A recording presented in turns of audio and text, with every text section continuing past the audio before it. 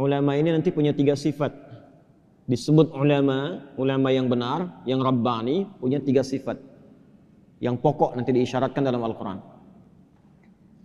Pertama, sifat khasyah. Khasyah itu ketakutan yang dalam terhadap Allah, yang dibangun dari ketakwaan yang tinggi. Nanti ada di surat Fatir, surah 35, dari ayat 7 sampai ayat 28. Innama yakhshallaha. Ingat, bukan hu ya, ha. Innama yakhshallaha, maf'ulun bihi diawalkan. Min ibadihil ulama'u. Kalau ada orang yang punya sifat khasyah yang tinggi kepada Allah, itu diantaranya adalah kalangan ulama. Nah, khasyah ini dilahirkannya dari takwa. Takwa itu wasilah dari semua persoalan. Jadi kalau sedang punya masalah atau tak ada persoalan pun, tingkatkan takwa, nanti apa yang akan kita alami dari ujian kehidupan diringankan oleh Allah, sehingga seakan-akan tak ada masalah. Yang besar dikecilkan, sehingga hatinya lapang menerima apapun. Ya, itu wasilah takwa nanti untuk tawassul. Takwa itu tawassul paling tinggi yang disebutkan di Quran. Surah kelima, Al-Maidah ayat 35. Ya ayyuhalladzina amanu taqullaha wabtaghu ilaihil wasilah. Hai orang-orang beriman, tingkatkan takwamu kepada Allah dan carilah wasilah untuk menyelesaikan persoalan atau mencapai harapanmu dengan takwa itu.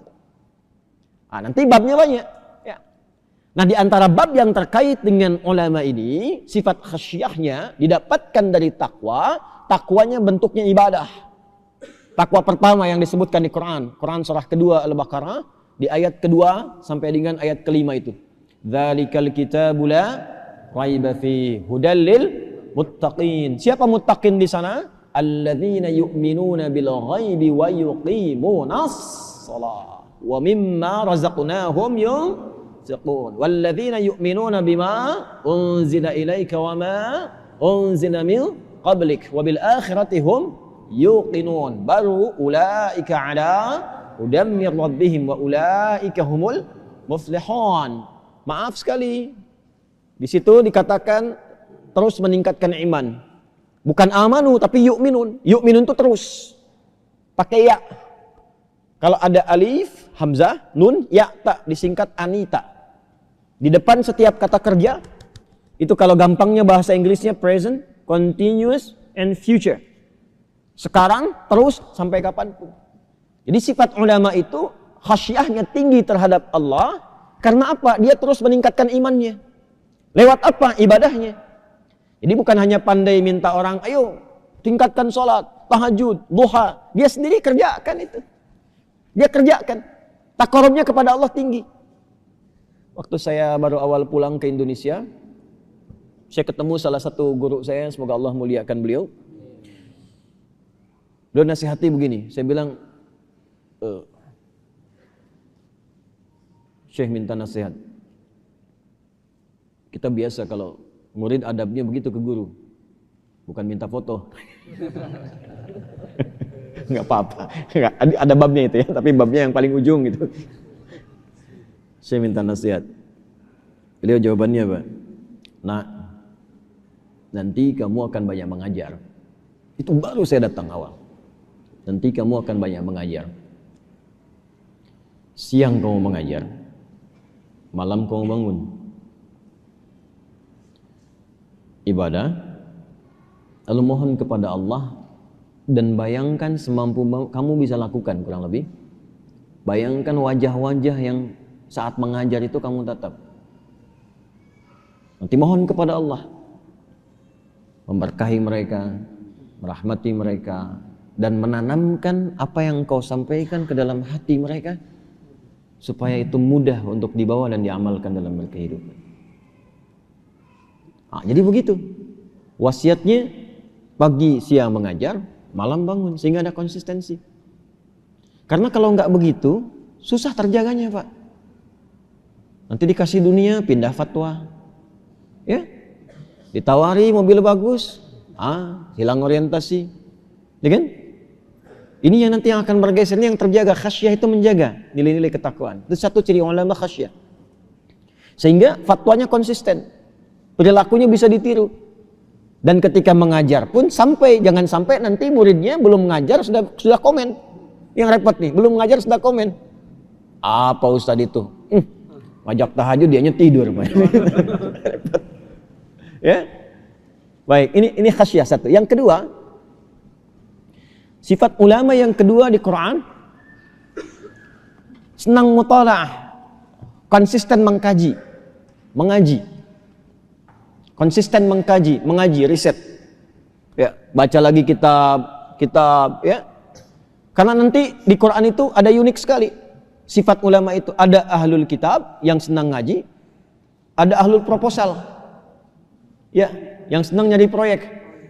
Ada nanti. Itu disindir oleh Allah supaya tidak mengikuti ya pemuka agama sebelum eranya Nabi Muhammad SAW.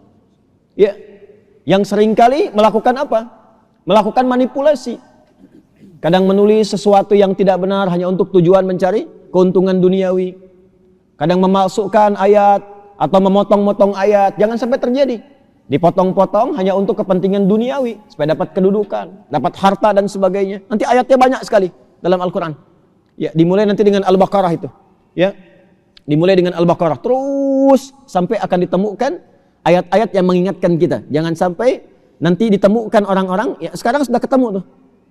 Ya, potong ayat untuk menguatkan semua agama sama, menuju pada Tuhan yang sama, cuman caranya beda-beda, dipotong Al-Baqarah ayat 62. Ujungnya nggak dimasukin, depannya aja. Innal ladzina amanu wal ladzina hadu wan nasara was-sabiina. Man amana bilahnya nggak dibaca tuh. Langsung ke ujung aja. Ini dalilnya. Nah, itu. Jadi ketidakpahaman dia menjadikan kita dipaksa untuk mengikuti kebodohannya. Itu yang harus kita koreksi gitu ya. Nah, itu diantaranya. Jadi senang mengkaji lagi. Kemudian yang ketiga, ya, bisa ingatkan yang pertama, konsisten khasyah dengan ibadah. Yang kedua, senang mutalaah, ngaji. Yang ketiga, akhlak. Dan ini yang diutamakan oleh Nabi sallallahu alaihi wasallam sampai beliau menyampaikan, maaf sekali, qala Rasulullah sallallahu alaihi wasallam, innama bu'itsu liutammima salihal akhlaq atau makarimal akhlaq. Sungguh di antara tugasku yang paling pokok, aku diutus untuk menyempurnakan kesempurnaan akhlak. Dan pujian Allah kepada beliau yang paling pokok, wa innaka la'ala khuluqin azim. Ini yang menjadikan sikap Nabi mudah diterima oleh orang-orang sekitarannya untuk menerima Islam, bahkan melebihi ayat-ayat yang disampaikan oleh beliau. Jadi ayatnya saja sudah menyentuh hati, tapi melihat akhlaknya banyak orang masuk Islam. Ya, kebanyakan yang awal masuk Islam itu kan karena percaya dengan akhlaknya Nabi. Nah, para ulama itu boleh jadi akan banyak ceramah, banyak berkata-kata, tapi sikapnya itu yang akan banyak berpengaruh. Ketika punya akhlak yang mulia, lembut, tuturnya baik, memberikan keteladanan, itu yang menjadikan orang itu yakin thiqah. Ya. Sekalipun tidak banyak dia mengucapkan fatwa. Jadi tiga ini. Ya. Nah, kalau ada yang punya sifat ini, tiga hal ini, ya, dan kita berjuang insya Allah, ya, menjaga ulama itu seperti itu menjaganya, bukan hanya fisiknya saja. Ya, menjaga ulama itu jaga keikhlasannya, ya, jaga ketawaduannya, jaga dari perbuatan-perbuatan yang mungkin menyimpang, ya. Nah, ini bagian terpenting supaya kalau ada ulama rabbani semacam ini itu mahal sekali. Dan itu berkahnya banyak nanti. Kalau ada yang seperti ini, itu lingkungan sekitarnya akan dapat bagian berkahnya itu. Akan dapat itu. Ya. Baik itu ukhrawi termasuk duniawi. Silakan kalau nggak percaya, coba lihat tuh beberapa ulama-ulama besar itu. Ya, kalau orang banyak kunjungi, datang berapa bis lingkungan hidup kan? Harga tanah mahal ya tiba-tiba tuh. Ya. Rumah jadi pada mahal gitu kan? Itu duniawinya tuh. Pengajian, snack pada laku, yang jualan jadi banyak tuh. Ya, itu duniawinya. Ukhrawinya dari sekian banyak, masa iya sih nggak ada yang kesentuh hidayah, nggak ada yang berubah, itu pasti ke bawah itu. Apalagi tinggal di satu tempat, makanya jaga tuh kalau ada ulama-ulama itu.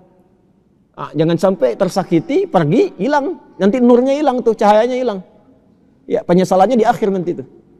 Ya, makanya nanti setiap kalau ada ulama mengisi di Al-Azhar tadi disebutkan berapa banyak kajian itu, ya datangi. Ya, datangi, dengar, pahami, sesuai, amalkan, alhamdulillah. Ya, belum cocok nanti misalnya referensikan. Kami ingin kajian apa Ustadz, misalnya kan sampaikan ke DKM-nya. Ya, supaya nanti saling mengisi, lalu kompak. Di sini ada al-ihsan, sini ada as-salam. Kalau bisa sinergi. Jangan sampai ustadznya sama, ngajar materi yang sama di tempat masjid yang beda, tapi jamaahnya itu aja. Gantian, nanti tahu nih, oh akidahnya di sini, nanti di sana fikihnya, di sana sirahnya, sehingga saling mengisi. Walaupun jamaahnya sama, alhamdulillah belajarnya bisa beda. Nah, ulama tuh